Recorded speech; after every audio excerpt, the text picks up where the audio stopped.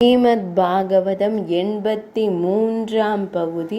ஒவ்வொரு மனிதனும் வாழ்க்கையில் அஞ்சுவது முதுமையை கண்டுதானே. அப்படி இருக்க எந்த இளைஞன்தான் விருப்பத்துடன் முதுமையை பெற்றுக்கொள்வான்?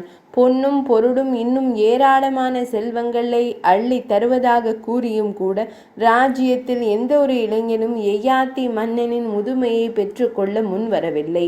கடைசியாக யயாதி மன்னன் தன் பிள்ளைகளிடம் கேட்டான்.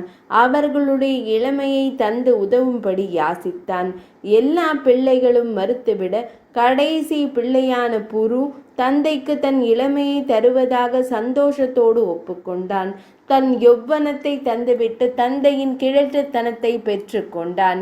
யயாதி மன்னன் அளவில்லாத சந்தோஷமடைந்தான். அநேக ஆண்டுகள் மனைவியுடன் சிற்றின்ப சுகத்தை அணுவாக அனுபவித்தான்.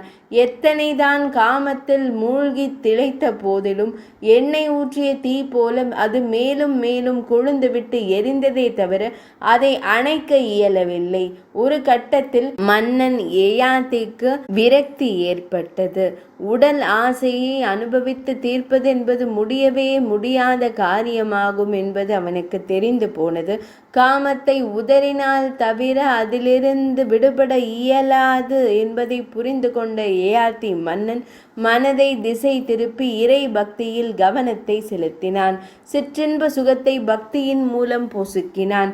பின் மகன் புருவிடமே அவனுடைய இளமையை திரும்ப கொடுத்துவிட்டு தன் முதுமையை பெற்றுக்கொண்டு கானகம் சென்றான். தவம் செய்து முக்தி பெற்றான். யயாதி மன்னனின் கதையை கூறி முடித்தார் சுகபிரம்ம முனிவர். சுவாமி, தாங்கள் வாமன அவதாரத்தை குறித்து சொல்ல ஆரம்பித்து சுக்ராச்சாரியார் மூலமாக யயாதி மன்னனின் கதையில் வந்து முடிந்துவிட்டது. வாமன அவதாரம், வராக அவதாரம், இதற்கெல்லாம் முன்பாக திருமால் முதல் எடுத்த மத்ஸ்யாவதாரத்தை குறித்து தெரிந்து கொள்ள ஆவலாக இருக்கிறது சுவாமி. பகவான் அந்த அவதாரத்தை எதற்காக எடுத்தார்?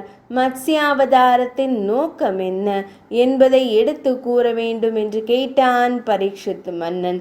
திருமாலின் திரு அவதார பெருமைகளை பேசுவதை விட வேறென்ன ஆனந்தம் இருக்கிறது? கூறுகிறேன் கேட்பாய் என்று கூறத் தொடங்கினார் சுகமுனிவர். 83ஆம் பகுதி நிறைவடைந்தது.